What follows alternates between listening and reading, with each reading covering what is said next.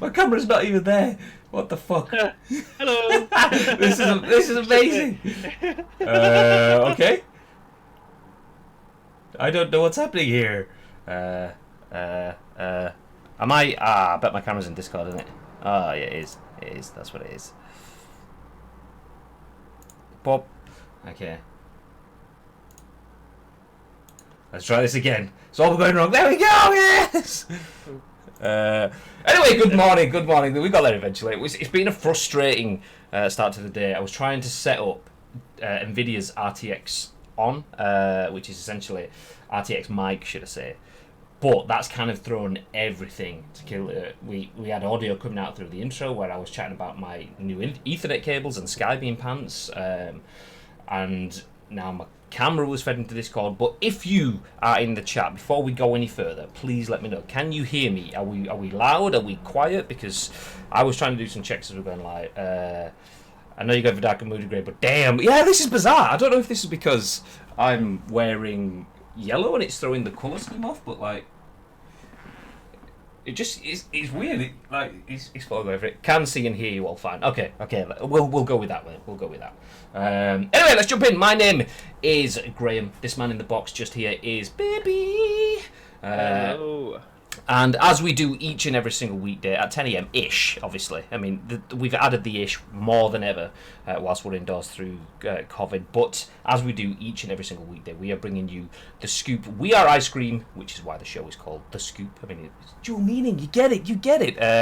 But yes, obviously, we are the UK's #1 video games podcast, even though we do say so ourselves. Obviously, my name is Graham. This is Bibby in the Box, and we give you our thoughts and impressions on the biggest, the best, and the breaking news stories from the world of video games. And we want your thoughts and impressions on our thoughts and impressions. That's how this works. We have a little bit of a back and forth, and that's important that you do if you are live in the Twitch chat, as Asim already has, and as British Esports. Good morning.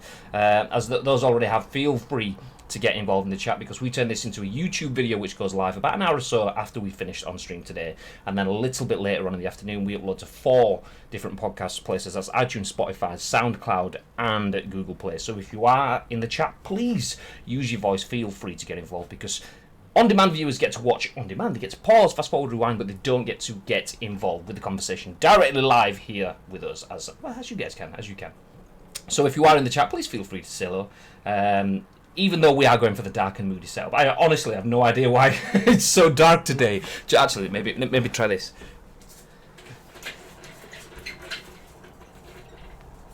Let's add a little bit of natural light to the setup. Hopefully, it changes nothing. Great, that's good. What did you get up to last night, babe? Good question. Oh yeah, I played some 10v10 and watched Tom Holland do a Marvel quiz, which I was horrendous at. Like, I've probably seen the Marvel films like once each time, apart from Thor Ragnarok, because for me that's still the best film out of the Marvel universe. It is a good film. I asked myself so many times at that film, but everything else, like, I've probably just watched it once, and all the questions was like so obscure, I never would have been able to get it. What did you do? I finished off watching Money Heist on Netflix, which is a Spanish Netflix series that's been dubbed in English. I spoke about it a few times in the show already. Watching a dub program usually doesn't work with me. I'd usually give up, but this is a really, really good program. Anyway, we finished season 4 last night thinking, that's it, it's finished. And we didn't realise it was like end on a cliffhanger, so we sat there, watched 4 seasons in the last week, got to the end of the latest episode and realised that next series to be continued kind of thing, and they haven't even announced season 5 yet, so we're like, no. Although Neymar did appear in it, because it's such a big program in Spain and Latin America that Neymar asked to be involved in it, so he had a little cameo in it, which was interesting. But Becky Chin, good morning, lads. I'm on a redundancy meeting, but would love to talk sandwiches as a discussion topic shortly. Absolutely, I'm always up for a sandwich discussion. We'll start off with the obvious onboarding place. Choice of bread, and then we'll move on to fillings of choice. And is it okay to have more than one meat on a sandwich? That could be the midway, and then we'll. These are the hard-hitting questions. Yeah, people tune in for video games news, but we talk sandwiches, we talk whatever. Usually we talk a lot of. Actually, I won't mention that. But let's jump into our first story of the day. You will have seen this everywhere if you are following on our social media. Let's just make sure the chat bot is up and working. And it's not. I can figure that one out. I need to get this so it runs automatically when I turn my PC on. Add it to your startup. Actually, you can't add it to your startup because you still need to log in to activate, unless you keep it logged in. Anyway, so yeah, you will have seen this if you are following our socials. Spoiler, you don't need the link. It's at Ice Cream Uploads across all social channels. That's where you can find us. It's pretty easy. There we go, back up. Everything's all in place now after fiddling with the cameras and the mics and everything. You will have seen this already. It was everywhere yesterday. It was a little bit late for us to cover yesterday because obviously we go early in the morning, but there was a big reveal for this, as you can see on screen, written by Tom Phillips for Eurogamer. Assassin's Creed Valhalla name and location has been revealed. And then there's an update. Viking set game to get full premiere on Thursday. I believe the full premiere is at 4 PM today. It does actually say that in the article, so I'll stop spoiling it and jump straight in. Welcome, Brian Judd 1970. Thank you very much for the follow, much appreciated. Start with the original story and then we'll jump back up for the update. So the original story at 1 PM UK yesterday says Ubisoft is unveiling the location of the next Assassin's Creed game today via an ongoing live stream. The artist Boss Logic is creating a live piece of artwork designed to show off the game's main character and location. If anyone didn't see that, by the way, it was a really good stream. I had it on. It was quite a nice relaxing stream to work to, so I had it on in the background yesterday. But of course, word on the street and a tease in one of Ubisoft's own games has pegged this the setting of this next Assassin's Creed as being a Viking focused game, but this is a broad time period with a number of possible country settings. It's worth noting today's reveal has been teased by Ashraf Ismail, creative director of Assassin's Creed 4 Black Flag and Assassin's Creed Origins. His Montreal team is next in line to lead development on an Assassin's Creed game after Ubisoft Quebec handled Odyssey. And obviously this is my cookies settings blocking everything out, but we'll find out more as the artwork unfolds over the course of today and update further then, which is exactly what they did here. So at 9 PM last night, the update to the article says Assassin's Creed Valhalla is the full name of Ubisoft's Viking set entry in the series. A full world premiere for the game will be revealed tomorrow, that's today, Thursday 30th April, at 4 PM UK time. Today's Assassin's Creed Art livestream has revealed Valhalla as a Viking adventure. Surprise, surprise, with an interesting pair of locations. The art shows a pair of scenes: Viking longboats against what looks like a Norwegian fjord, and Viking raiders attacking what looks like a British medieval castle. The game's main character, meanwhile, is shown in fur-lined armour with a Thor-like beard. A black raven, the animal associated with the Viking god Odin, flies behind. The unnamed character wields an axe with the assassin's emblem on its blade, and the emblem itself is made up of 2 axes. Exciting stuff! That's amazing. That's amazing. See you tomorrow for the full reveal. So obviously we won't have the full reveal on today's show. Of course, we're live now, and it's like 5 hours away, something like that. So we will cover that on tomorrow's instalment. But new Assassin's Creed game, I must admit. I mean, I'm just going to bring this up on full screen.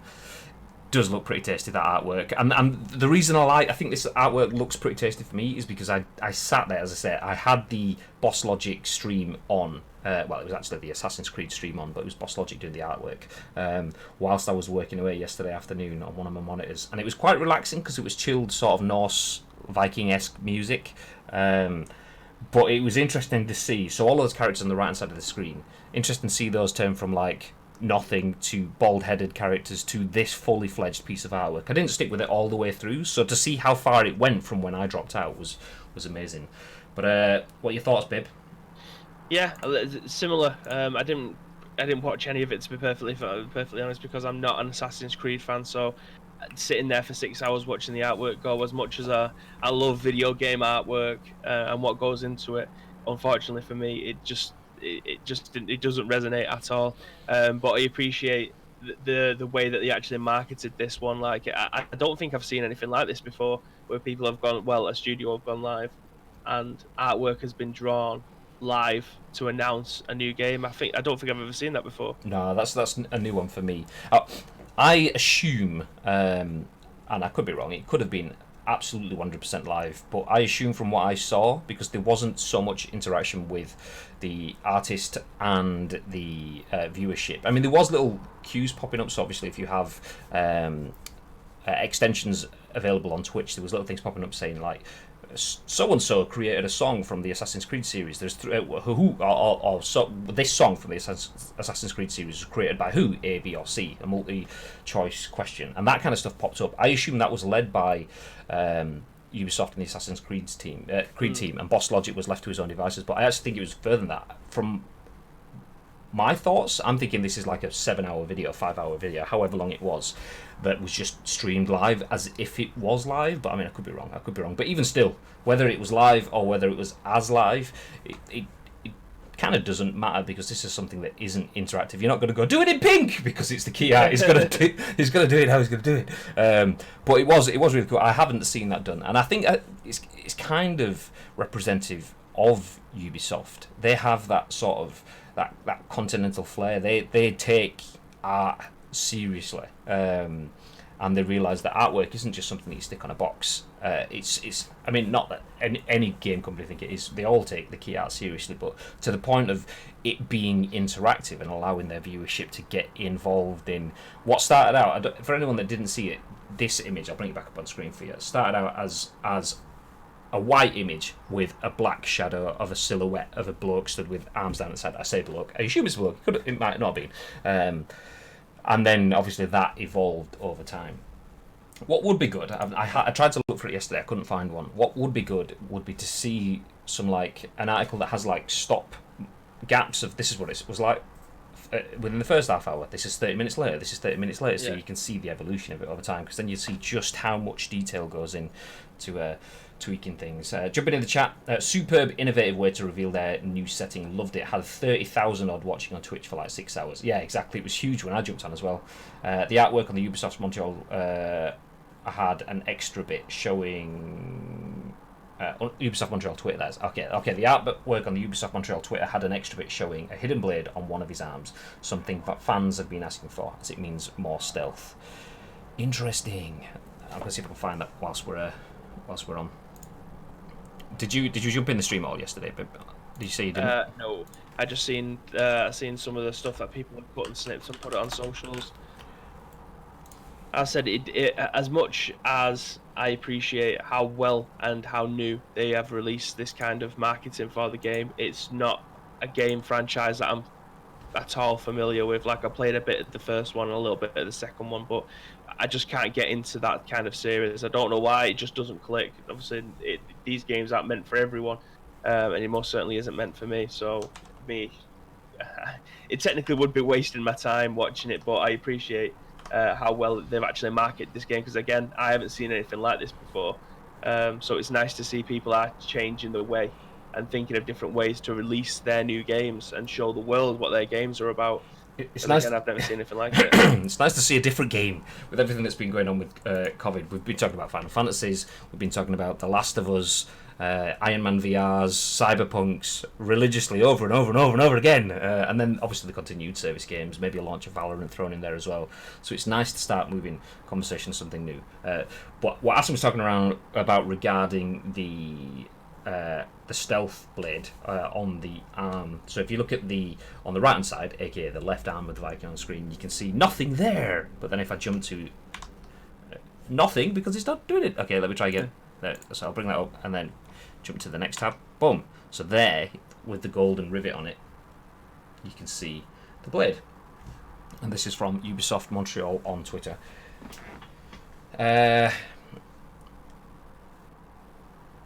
Interesting. I'm wondering how the process for that would work. So this is what makes me think that it was a pre-recorded stream. Not like I said, not that matters in terms of it doesn't take any quality away from the activation. That's what makes me think it's not live, because this is key art that they will have had to work with. This is key art that they will be rolling out into pack shots and into all the rest. There's no way that they would just go, okay, whatever you draw on stream, we will then use, because if it's not quite right or if there's something wrong, then they wouldn't want to roll it out. So this will be something that I think will have been pre-recorded, and then that allows you to add things in like this stealth blade onto the left forearm. I mean, I haven't played the Assassin's games for a while. I do have Origins, I do have Odyssey, both sat there waiting for me to play, but as I've mentioned a few times, they're low down my list because I never finished the first one, and that held me back ever since. I haven't played any of the other games following it. I do like the look of the Assassin's games. I do think it will be a game that I will enjoy. That sort of open worldy, but almost like GTA, open world, kind of sandbox-ish. Let's put it that way. But with missions scattered around that you can use to distract you. I like to free roam, get up to no good, and then go, actually, there's a mission there, let's start that one, and then free roam, get up to no good. So they do interest me. It was just that I played the first one, which was a bit monotonous by the end of it, which a lot of people, I've actually heard a lot of Assassin's Creed to say that. It's nice to talk about a new game. I heard a lot of Assassin's Creed last week, people talking about Assassin's Creed whilst playing Days Gone, saying that Days Gone was really good. It got a bit tiresome towards the end, but it sets up what could be really, really good for the sequel, just like the first Assassins did. Really good game, pushed the boundaries, gave you something new, but then kind of got a bit tired, which set the scene for Assassin's Creed 2, which a lot of people say is one of the best games of the series. See, what I love about the Assassin's Creed franchise, without me actually playing it, is the way that every single time they bring out a new game, it's based in a different area, so it kind of gives you a fresh lick of paint and a fresh area to look at and explore, using the same mechanics or enhanced mechanics of the previous game.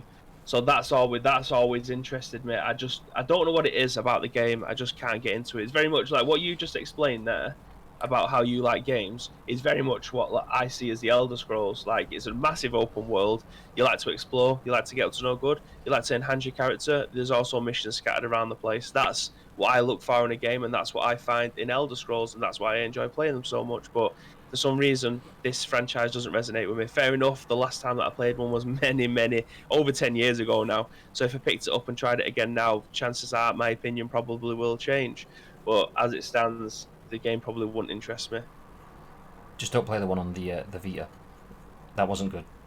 Was it not? No, I played through that one thinking, okay, I'll class this as a different break from the timeline. So I said I like to play things in order, and it was, I don't know, we were either going to Gamescom or we were going to EGX or something, and I was on a train or a plane or something, and I was playing through, I can't remember what it was called, Assassin's Creed Liberty? I don't know, something like that. I don't know, one of those standalone words like Valhalla or Odyssey or Origins that we could just tack on. Liberation, there we go. Asim's on the ball.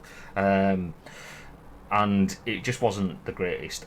I think I've heard quite a lot of people say good things about it, but I just kept having so many bugs. And I mentioned this on the stream before. I was kind of like going from one village to another, one part of town to another, and there was like a little swamp. Was it like kind of like the southern states of Northern America, so like New Orleans-ish? I don't know, maybe. But anyway, I was kind of going through the bayou-ish kind of swamp stuff. And obviously, as you do it, your character's swimming. But then as you hit the land, you're supposed to break out of your swimming animation and start running again. But I didn't. I just swam out onto land and then floated around town while still swimming, and I couldn't get out of it.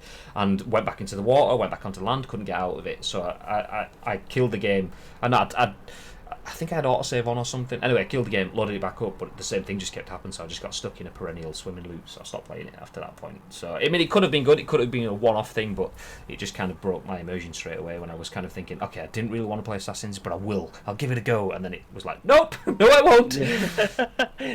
You see, I think there's quite a lot of franchises that actually worked well on the Vita, so I'm surprised that wasn't one of them that transferred well.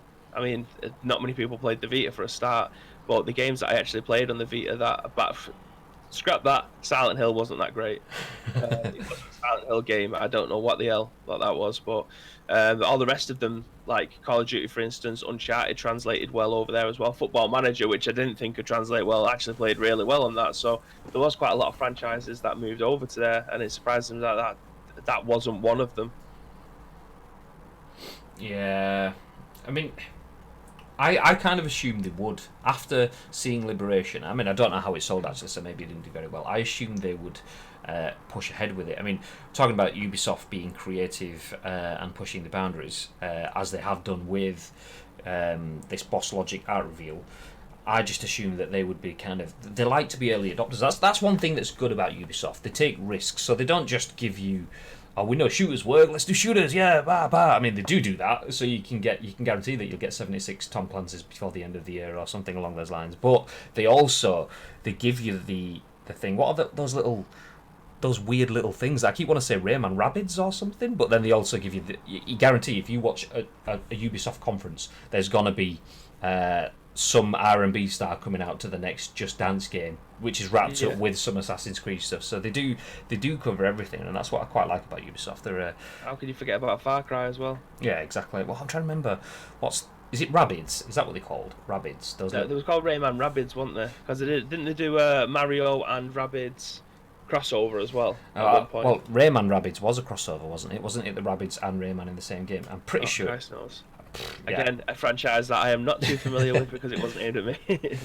Currently playing through Odyssey. It's very good, but they went all The Witcher 3 with this and Origins, moving away from the assassins and stealth stuff of the others. Not too much, but yeah, hopefully they find a good balance with Valhalla. Also, this is totally PS4 5 crossover, like Black Flag. Interesting. Oh, you reckon it's one of them stick it in your console and pay for an upgrade? Or auto upgrade? I reckon they'll go auto, because when everyone else was charging 40 quid to pay for PS3 and PS4, you pay it twice. Ubisoft were like, no, £10 for the upgrade. And now, if everyone else is going, no, £10 for the upgrade, and Cyberpunk have already set the precedent of, nope, pay for it once and you've got it forever, I would wholly expect Ubisoft to be saying, no, you get it on one, you get it on the other. I wouldn't have expected it to come so soon, but then again, Ubisoft can roll out an Assassin's Creed game in no time, so maybe maybe it is. I mean, especially they've still got 5 months left, and if they've got all of their artwork and stuff to this point, then maybe they have had it fully developed. And that's one thing to mention as well. So if we can bring this back on screen for you. So this is the tweet from Ubisoft Montreal. Exciting and immense congratulations to our studio warriors for all the good work and passion building to that reveal. And this is the bit. We'd also like to thank the 14 co-dev studios all around the world. You know who you are, and we're thankful for your dedication. 14 studios. So with Ubisoft Montreal, that's 15 studios that have worked on it. That's incredible. So I mean, especially considering, I mean, actually, I say that's incredible. I was thinking, imagine getting 14 international teams around the world working together at any point in time. So 15 different places of work. Especially with everything considered now, that's got to be quite difficult. But is that the case? Do they have 15 studios around the world because of what's happening now?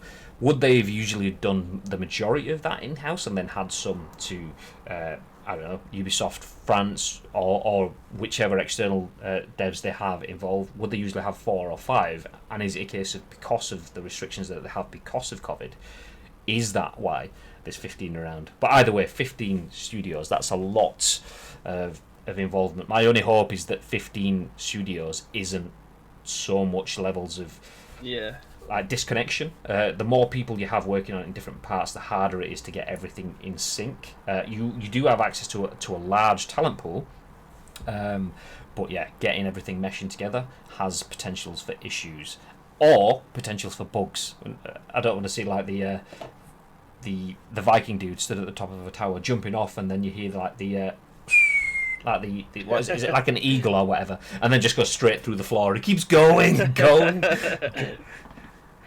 But yeah, nice. It's nice to see. It's nice to see something new. Like I say, we've spoken about Valorant at length. Bibby always speaks about ESO at length. You know what it's like. Yeah. I occasionally mention certain games which I'm not talking about at the moment because PUBG had an update this week, which we kind of started to cover last week, talking about them getting updates and bots and so on. I didn't realise it came out like a day before yesterday, so I've completely missed the start of Season 7 of PUBG, but apparently the bots are trash. Great stuff. Yeah, I mean, I've not seen it myself. I will try it today, but having watched some content last night on it, there was a circle where it's like got down to the final 3 people. It was duos, I think it was 2v1. 2 versus 1 bot. So 1 bot got to the final circle. They started shooting this bot, and this bot just kind of turned and ran into the blue and died. It's like, oh, great.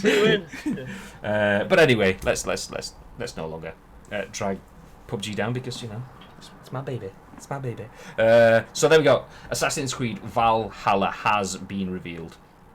It was revealed on a 5 to 6 hour-ish live stream yesterday, where Boss Logic painted the artwork that I've shown you already. I'll bring it back up on screen again.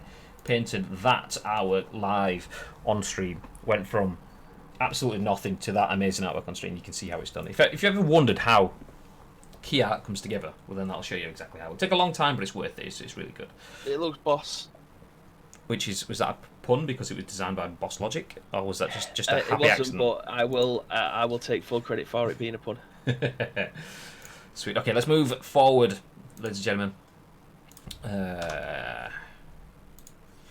And there we go. So if you've ever wondered how to design your own artwork, feel free to check out Boss Logic's I said Boss Logic stream. Boss Logic's art on the Assassin's Creed stream. It's twitch.tv/Assassin's Creed. I did it on for a lot of the day yesterday. It's worth a watch. Even if you're just working today, check it out. And then you can learn how to be an artist yourself. But if you want to learn how to be something else, let's say you're not interested in learning to be an artist, but you'd like to learn how to be the man that we call Bibby. I mean, what I'm saying is a world-class esports professional. Then maybe you need some qualifications behind you. I don't know. It's cheesy link. You know what I'm doing. You know what I'm doing. But this, no idea where you're going with that one. This is why I was talking all that. Written by Adam Fitch for Esports Insider. Pearson launches esports BTEC with the British Esports Association. Yay! The yay is because I'm an esports advisor, a game advisor for PES for the British Esports Association, so shout out to the people. The article then says the British Esports Association has partnered with British educational company Pearson to devise a BTEC qualification for esports. The qualification is said to be skilled, focused, and a major step forward in creating esports careers in the United Kingdom. The Esports BTEC from the British Esports Association and Pearson will be available for institutions in the UK and internationally to offer from September 2020. Funding has been confirmed from the Education and Skills Funding Agency in the UK.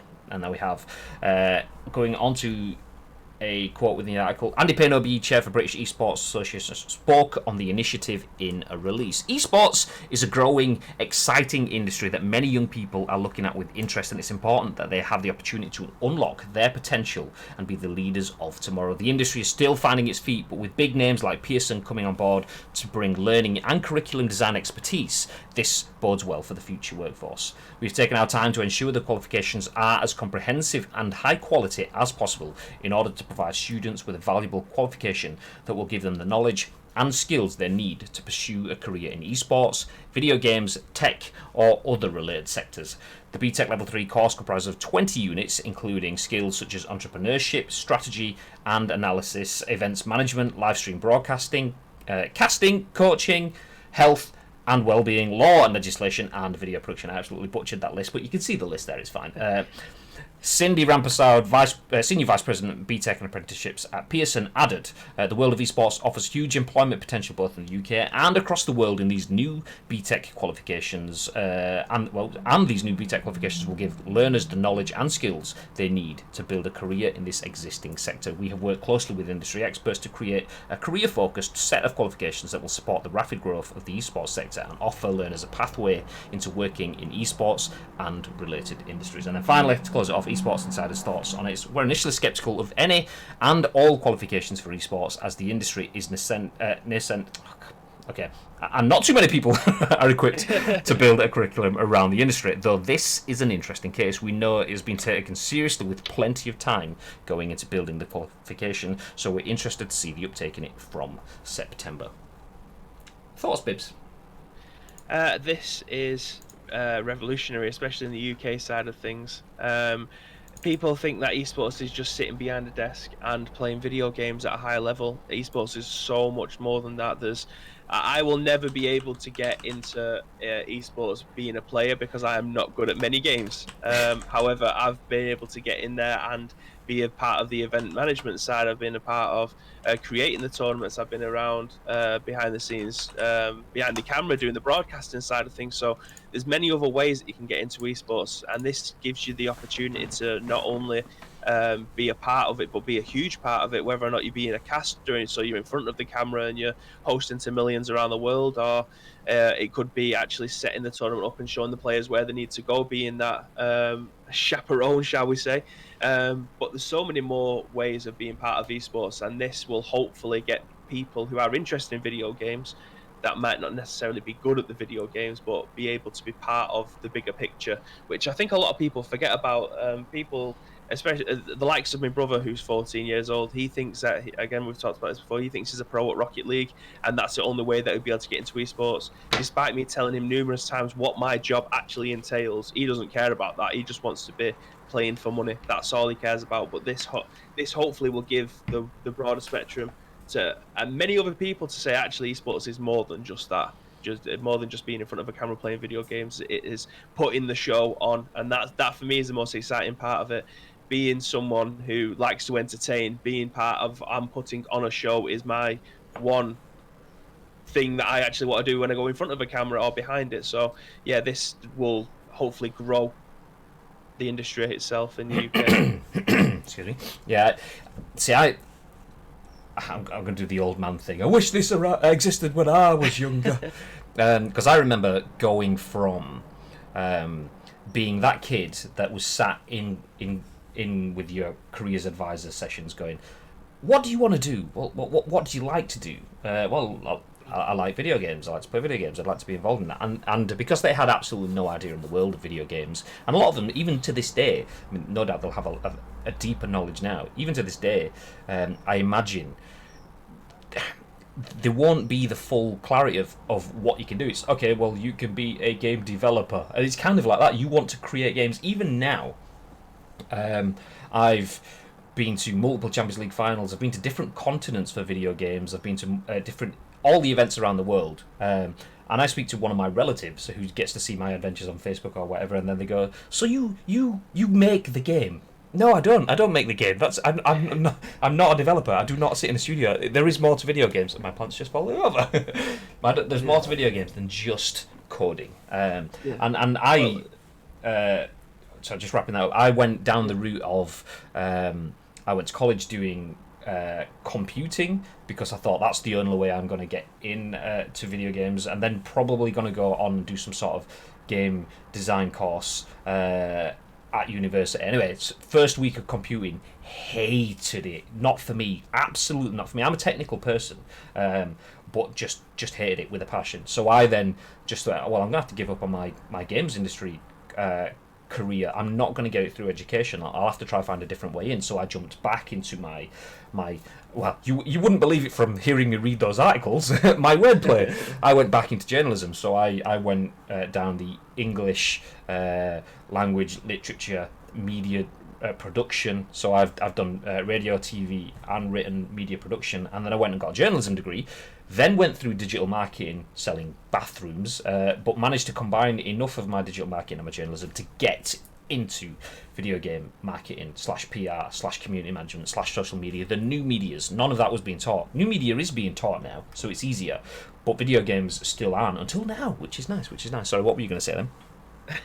Very much like what Asim's just put in there. You tell someone that you work in video games, and they immediately, the one thing that they go to is, oh, so you play video games for a living. And that's where the eternal face palm just happens. Like, there's so much more to being in video games than just playing the video games. Yes, on this channel, we do play video games and we talk about them a lot. However, our day-to-day jobs actually involves more than just sitting behind a desk and playing video games. It might be promoting the next video game. It might be putting on a tournament for the next video game. It might be doing the social media or the marketing for the next video game that's coming out, whoever or whatever that may be. So there's so much more to being in the industry than just playing the video games, and that's what excites me the most, because for me personally, again, I'm very bad at video games. I like playing single player games because I'm there for the experience rather than whipping people on online stuff because I'm terrible at it. So the fact that you've come from a completely different background, I've come from a completely different background, we still managed to get into the industry doing different things. It just shows different ways and diverse ways that you can get into the industry rather than just being good at the video game. There we go. I'll go back over to the paragraph that I absolutely butchered. The BTEC Level 3 course comprises of 20 units, and I think this is the key thing for me. This is why I like it so much, because there's a lot of, even within esports, let's say you are good at the game. I'm good at games, and you become a professional at a game. Your very, very short career, because it is football, real football has a short career of 10, 12, maybe 14 years if you're really, really, really lucky. Esports is what, 30% of that, 40% of that. So you've got 3, 4, 5 years ish at the top. Maybe not even that, and especially when games recycle every year, the skill gap changes, the meta changes. You might not be suited to that meta, so you might be the best in the world one year, but not so much the next year, and then you could be again the year after, or you could just fall off the peak and never get back to it. Where do you go from there? And I think that's kind of the biggest issue with esports employment, and not so much video game employment, but esports in particular is it's heavily based on what is the best right now.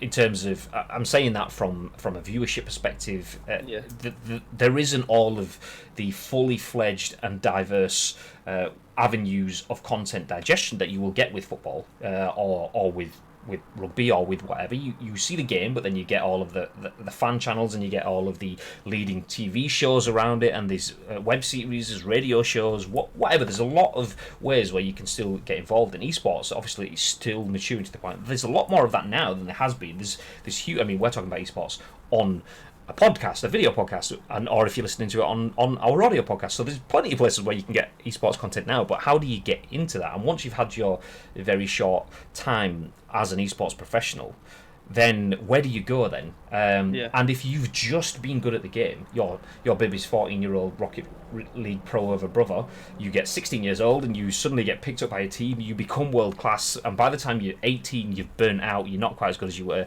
and you drop out. Where do you go from there? And this having 20 units split into different things, such as entrepreneurship, strategy and analysis, events management, live stream broadcasting, casting, coaching, health and well-being. I mean, that one, even health and well-being, that's still not heavily pursued. I mean, it is. Pro esports teams are big on health and well-being. I mean, obviously, the stereotype is dark basements and stuff. I mean, that's a well outdated stereotype, but that is a big area that people never even consider. And then you've obviously got the likes of law and legislation, contracts. I mean, esports contract law is still fledgling as well. And then video production. So if you're 16-year-old pro, you've got to 18, you've been dropped, how do you keep going in the industry? Have you been given any guidance on how to become a caster? Are you going to use your experience to become the Thierry Henry on Sky Sports of Rocket League? How do you do that? I mean, casting is good when you've got the knowledge, but you have to be good at getting your words out. You have to do it in the right way. You have to be able to take cues and like throw to other people and catch when people are throwing to you as well. So how do you get all of that? You can kind of watch people and maybe make it up for yourself as you go along, which a lot of people in esports that are hugely successful that I know have done that. They've just made it up as they've gone along and they've learned as they go. But it's nice to see that we're at a point where Pearson have teamed up with the British Esports Association, that we will have something that breaks down how to do all of that, or what each area of that contains. Obviously, the fact that it's a 20-unit course won't make you an expert in every area, because that's jack of all trades, but it will give you an idea of where you can go if you are serious about progressing in esports and being part of the industry. And you're not just a guy that develops, and you're not just a guy that plays games for a living, or whatever generic things that your Aunt Sue might call you when you meet at your family barbecue that once a year.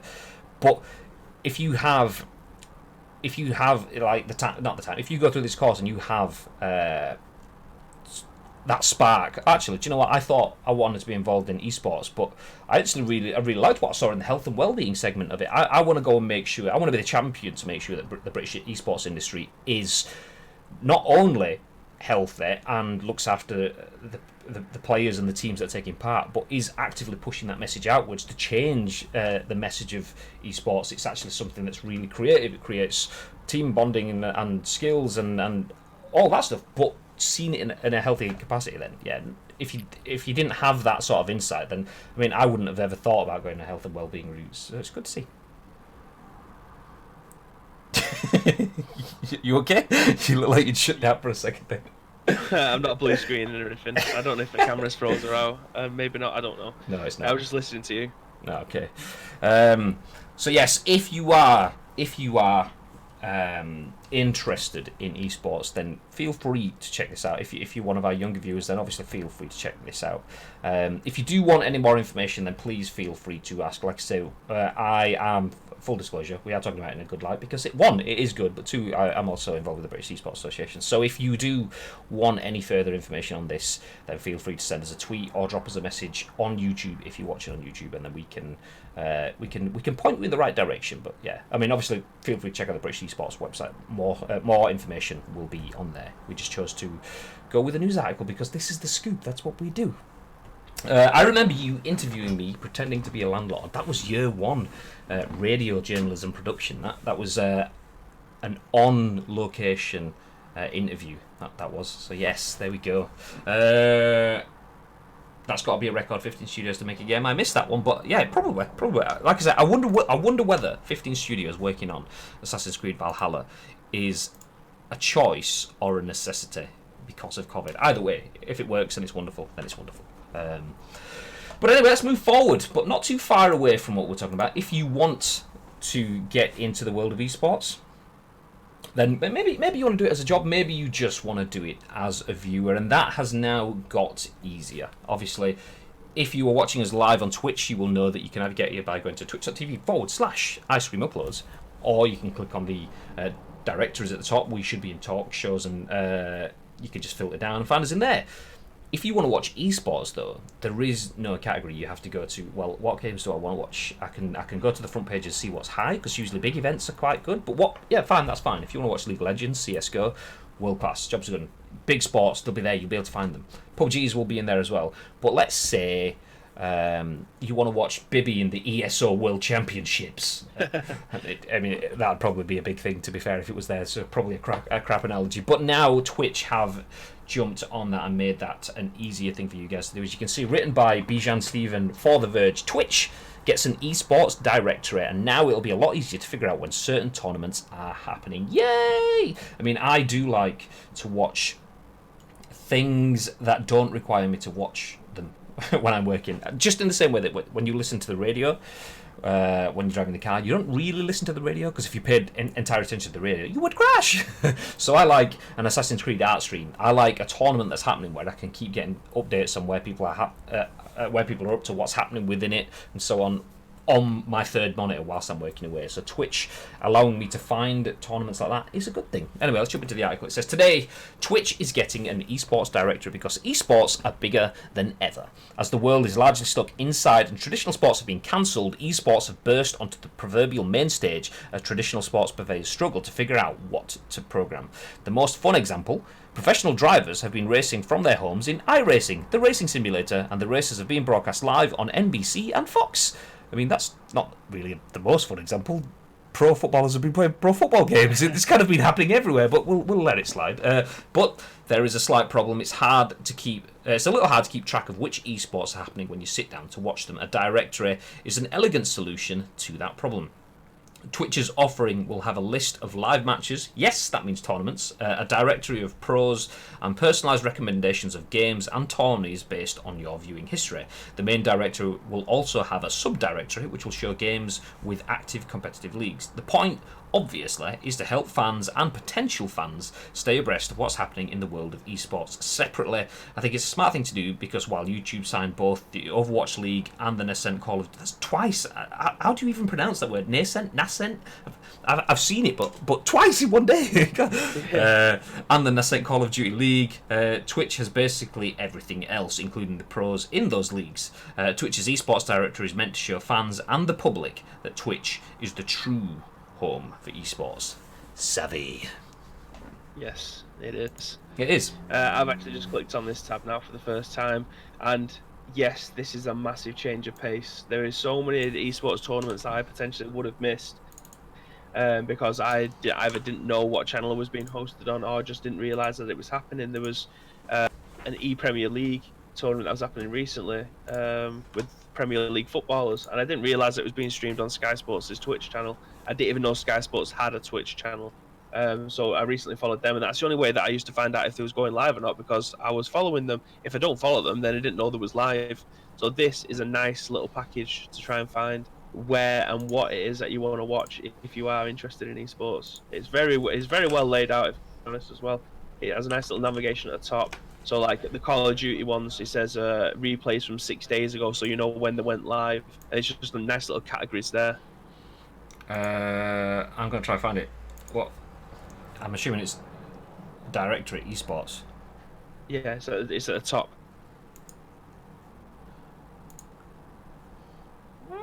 Loading. There we Top go. left of the Yeah, screen. yeah. It's just Yeah. I've got the little whirly wheel. There we go. Let's bring it up on screen. So there we go. If you're going onto Twitch, up there in the top corner, I mean, you can't see my cursor, so you can kind of roughly see where it is from there. Sometimes my cursor shows, sometimes it doesn't. But there, just on the top line, you can see highlighted in purple esports. Really easy to get to. So esports, live tournaments, match highlights, and your favourite pro players all in one place. I like this. I really, really do. I mean, like I was saying, I watch a lot of. I mean, you wouldn't believe it from the hat that I'm wearing. PUBG esports, and there you go. PlayerUnknown's Battlegrounds, Call of Duty Modern Warfare. So these, I'm assuming, these are the selected games that it knows that I watch PUBG. It knows that I play Call of Duty. It knows that I play FIFA and Fortnite, and I've been bad at CSGO, and I think the fact that there's all this there, I mean, maybe not Teamfight Tactics, but I can see why they've thrown that in because of the other stuff that's around it. These are things that I would potentially be interested in, and I don't have to go looking for them. That's the main thing, and we've had this conversation, not so much based on esports, but based on content creators and platforms. We are Twitch partners, and the reason we do that is because we worked with Twitch for many, many years, delivering esports since before esports was even a word. I mean, we used to go before broadcasting. We used to do organised play, but yeah, now we work with Twitch, but we always look at the other outlets out there. So we've got the likes of Mixer and we've got the likes of Facebook Gaming and so on. And we were talking about Facebook Gaming the other day. The issue that Facebook Gaming have is exposure. There is there is a very difficult step to be a successful creator on Facebook. If you're already successful, then people can find you. But if you aren't successful, there is, or at least there hasn't been, a directory, a homepage for Facebook Gaming that shows you things that might be of interest to you, avenues that you can go and browse and find things that may tickle your fancy. It's basically a case of, if you know what you want, it's there. If you don't know what you want, good luck, because you're not going to find it. And that's kind of the same thing with esports. I've found quite a few different tournaments by digging. And yes, there is external directories, and yes, there will be many, many websites and platforms out there that will give you access to that information. But if you're not in the mindset of, okay, I want to go check out, maybe you don't have a go-to news source for esports news. You pick up your esports news just off of Twitter or off the channels that you follow, and you don't have a place that acts as a directory. Twitch is taking care of that for you now. So the fact that you can go within the top nav, find everything that's ongoing right now, including everything from reruns and so on, and then it's good. Oh, I'll bring this back on screen. So obviously it knows I'm heavily swayed towards PUBG, so that's the first thing it does: replays and highlights, pros that are streaming, and then into Call of Duty. You can then look for even more. So if I'm looking at these pros, and I'm not a fan of Duckman, I actually am a fan of Duckman, by the way, but I'm not a fan of. Okay, let me see who else is there. Boom, these. Nope. That's it. Oh. I mean, there's no more pro streaming, so probably not the best example. But it's good. It's good for day one of that. I mean, they probably need to ring fence and probably add a tick to the database to show which ones are pros and so on in the background. But it's good. I like it. GG Twitch. We just need to get Bibby added onto this now. Where's the world class ESO Pro tab? Oh, there isn't one. No, I don't. Do you know what? I don't even actually think there is. Well, there can't be. I mean, there is PvP in the game, but it's more about the PvE. You want to go and do raids and stuff like that. So I don't think that'll be in there. I mean, World of Warcraft has one, so I imagine at some point we'll be seeing an ESO one, especially when Grey comes out, which has been put back by a week. What's been put back by a week? The new Greymore for ESO. I'm assuming you said the new Greymore expansion, because that kind of broke out a little bit then. Yes, the Greymore expansion for ESO, which included the western part of Skyrim, has been delayed by a week. Boo! I know. I mean, Oh! I don't know if you said something then or not. I can tell. Oh, we're in that awkward phase where the internet just decides to give up. One thing that I'm just looking at from this esports page on Twitch, I'm interested to know how this works. Let me full screen it again so it's bit nice for you guys. Interested to know how this works. So scrolling past, these are recognised PUBG pros that are streaming live. I mean, I probably should have realised that would have been full if this was full of people and then you want to see more. So click on show all and it does just those 3. But then you go down to FIFA, these are the recognised pros that are streaming live. These are the recognised pros for Fortnite and so on. Who recognises these pros? Like, I mean, that will have to be some sort of manual process. Yeah. How do you do this? And does this only account for Twitch partnered streamers? Can the teams put their players forwards? Do they have to?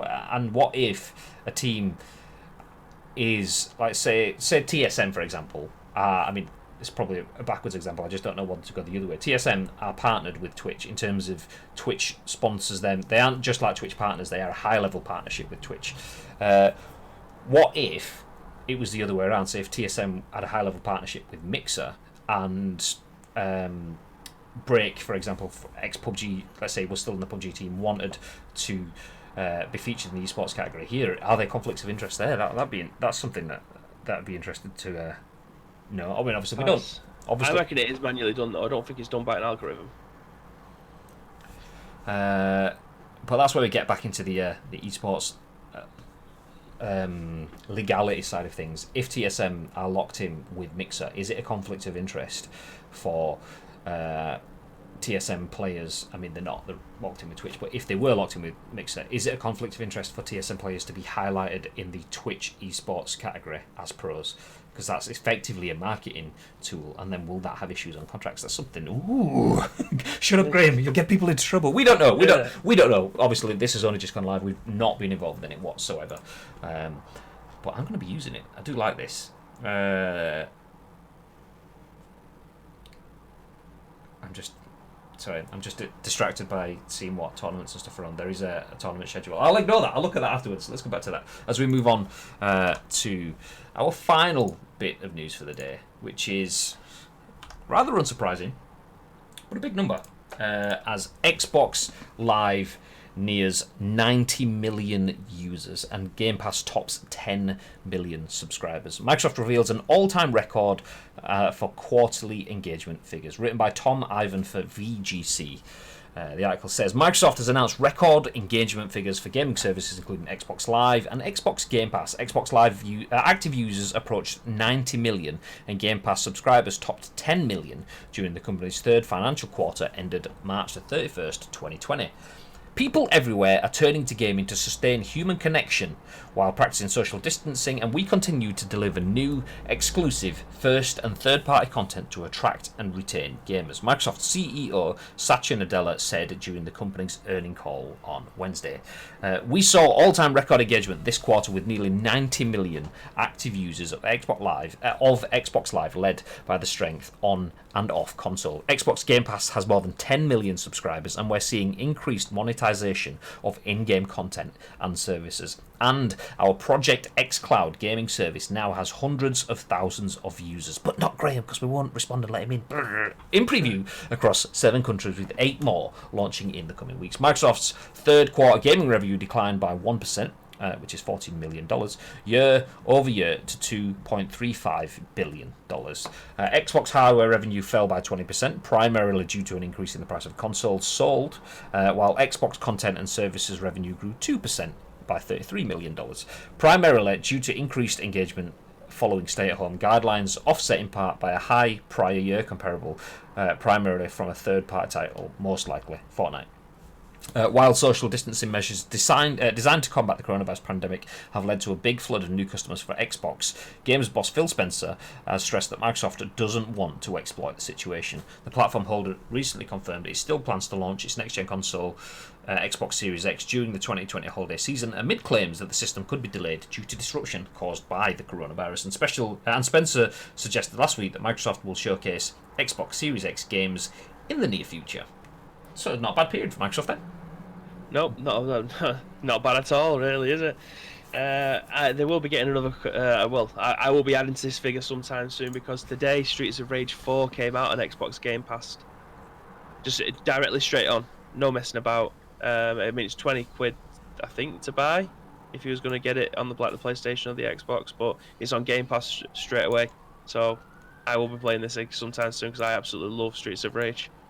I have, I think, Streets of Rage 2 on my iPhone, and that's my airplane game. I've played through it about a bajillion times, but every time we go to Gamescom or E3 or wherever we're flying to, that is I'll play through this again.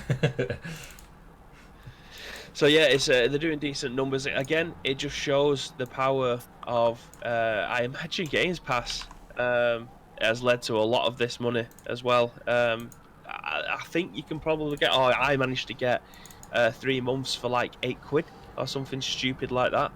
So I'm able to play through, play a little bit of Fable and a couple of other games that I'm at, the Outer Worlds, all these high-profile games that are on the Games Pass. I've been able to pick up and play without actually paying for them, barring the subscription.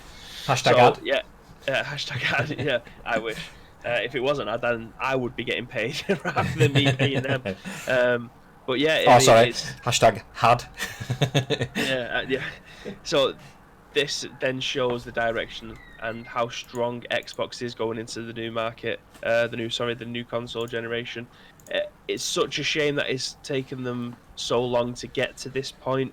But again, they couldn't have gone into the new console generation as strong as this. They couldn't have imagined having this backing and the amount of people playing their console and signing up to subscription-based services, whether or not it's Xbox Live or Xbox Game Pass.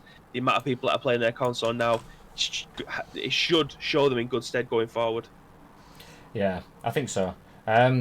It's interesting to see how big. I mean, there's a few things in there that I kind of. Oh, there we go. That I kind of expect. So console sales are dropping. They're saying that's because of increase in price. Also because of the end of a generation. Less people will want to buy a console at this point in time. I mean, coronavirus could add to that. People thinking, oh, do you know what? Sorry, I need something to do. Let's go out and buy something. We've seen Switch sales going. People selling the Animal Crossing version of the Nintendo Switch for like 200%, 250% its cost. So I was thinking, maybe we might see a spike in sales. It's interesting to see that is still falling, and is where was the bit?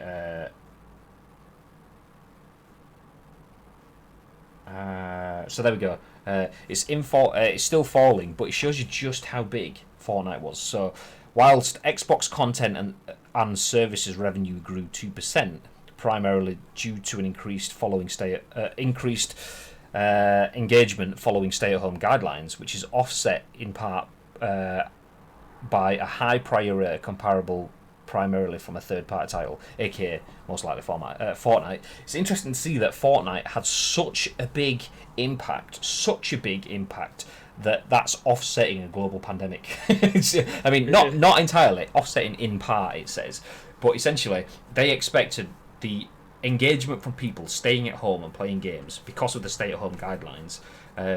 They've seen engagement spike, but not stupidly compared to last year, because last year spiked stupidly because of Fortnite. That shows you just how big a game that is. I mean, it's easy to kind of look back at things now and go, oh, it's kids doing flossing, cringe. But it was, the reason you're saying it was cringe is because it was everywhere. Not everyone says it's cringe. Yeah. I'm obviously generalising, but it shows how big that was at the time. But I mean, that kind of doesn't change anything. Microsoft is smashing it in terms of, yes, they have 90 million users. Yes, they have Game Pass absolutely trashing it. And yes, coronavirus has added to that. But Microsoft have been on point with their messaging throughout pretty much the entirety of this generation, bar the beginning. Once we'd got through the beginning of the generation, Microsoft learned from their mistakes. They started to tweak things, started to change things, and now 10 million subscribers on Game Pass, which we've said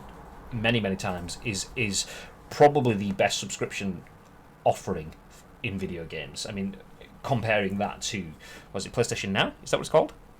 Yeah. Oh, who's lost something? No, my cat has just sneezed like 6 times in a row. I've never seen anything like it. Breaking news on the scoop. He shit me right up, that. What the hell's that noise? And go round, my cat's just like, head's going all over the place. Anyway, speaking of breaking news, that was our final story. Just a nice little wrap up to say that Xbox is smashing it. But do you know what? In the interest of balance, and because Asim's just put it in the chat, let's show you this final news article. Let me kill the Xbox bit off screen and bring this up. So PS5 even, not a Vive, that's a HTC thing. PS5 reveal event is reportedly planned for June the 4th. Written by Alex Avad for Games Radar, Nintendo Direct leaker claims a PS5 reveal event is happening in 5 weeks' time. The article says the next PS5 event could be taking place on June the 4th, according to a newly posted information from games journalist Jeffrey Grubb.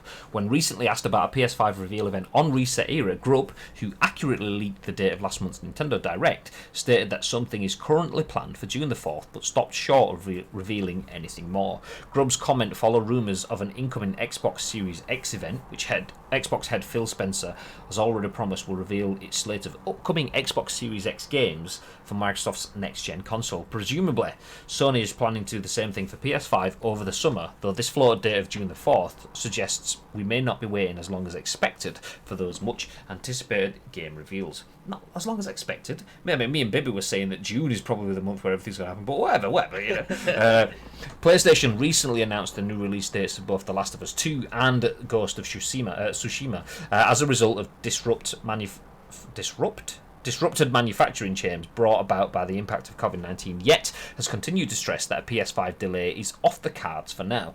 Whilst we can't take this latest tidbit of info as guaranteed information of a digital event for the PS5, we suggest you keep your eyes peeled on Games Radar in the coming weeks, and by Games Radar, they clearly mean Astromoplex, in the coming weeks to make sure you stay atop of all next-gen news as it arrives. We'll be sure to keep you posted. Ooh. First question is from the Gatekeeper TV. Does your t-shirt say Bibby 316, Bibs? It does. Yeah. You know what? Yes, it does. Nobody got it for him, by the way. Bibby does that. Bibby walks around just saying stuff like, and that's the bottom line because Bibby said so.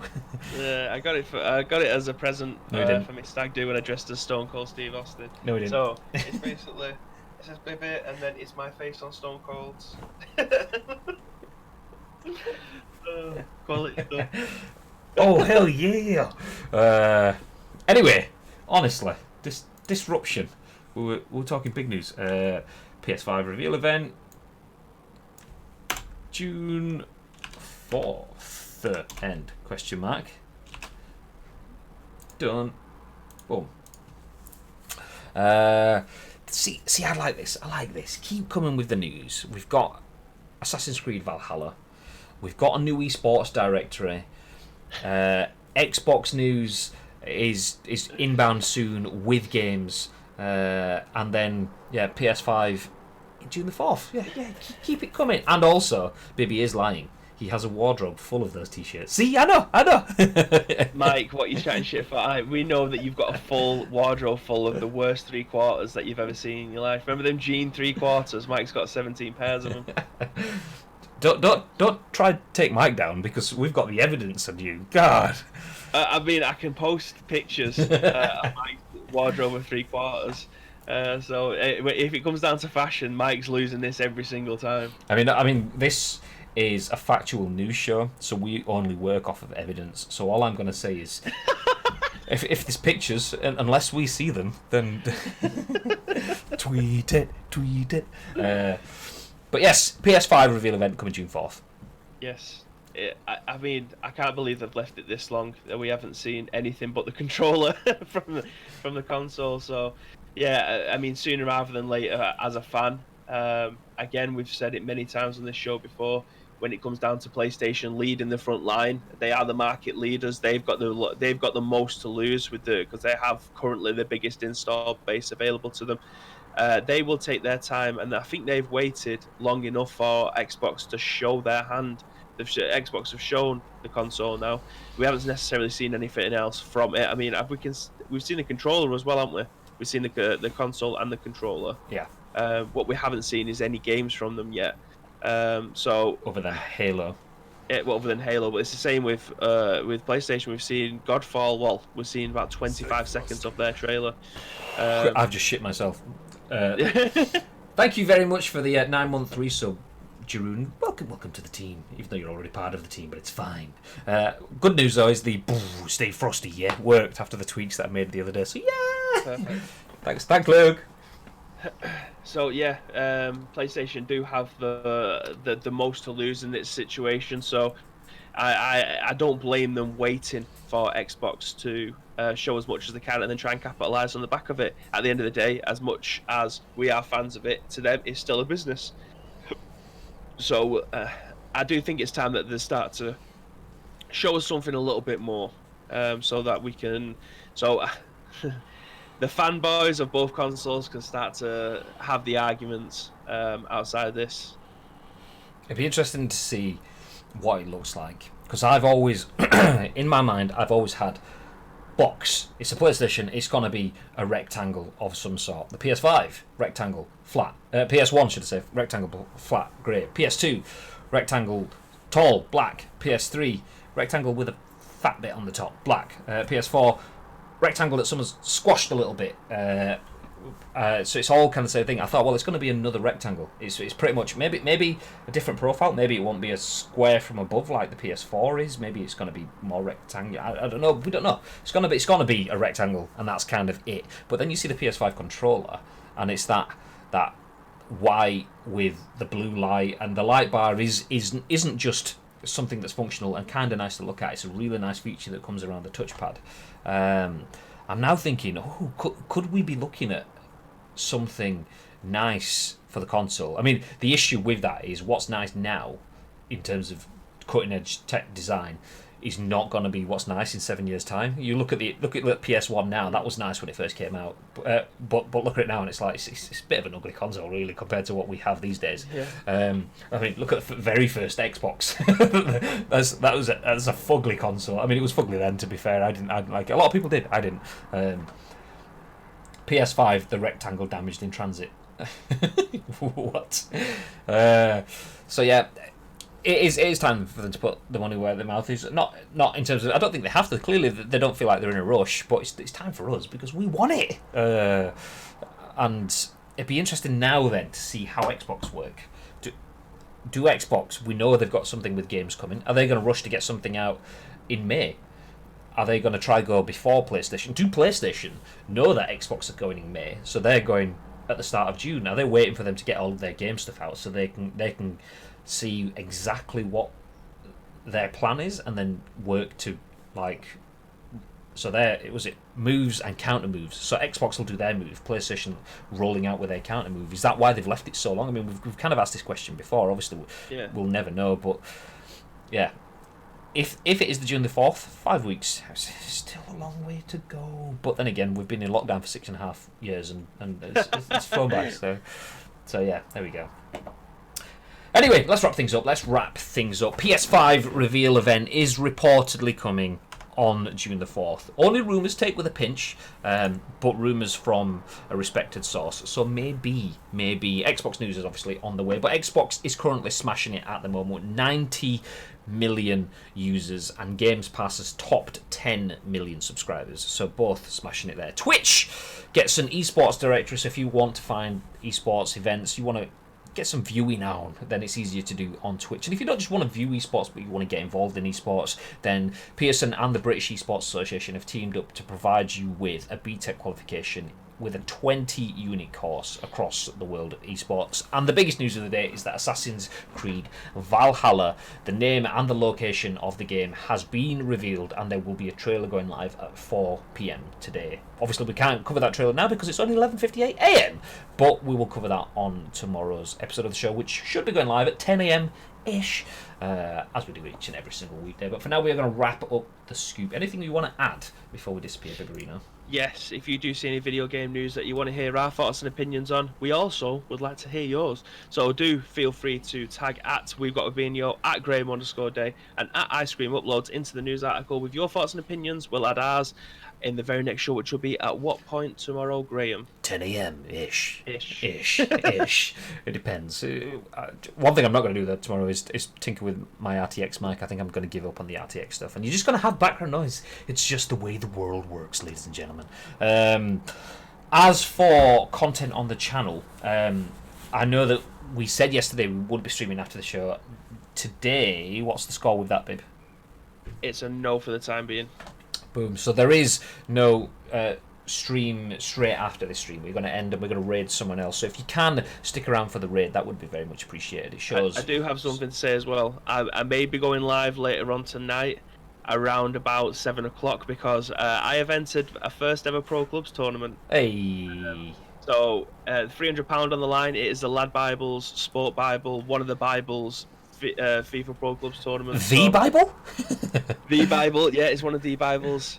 So yes, I may be streaming it later on, depending on circumstances. So yes, you may see it around then. But the only way you're going to find out is by following us on social medias. Bam. So. Yeah, hit follow on the channel. You get notified each and every single time we go live. Usually 10 a.m-ish on a weekday, but then we have additional streams following Scoops, plus evening streams when Bibby is searching for a new Pez god.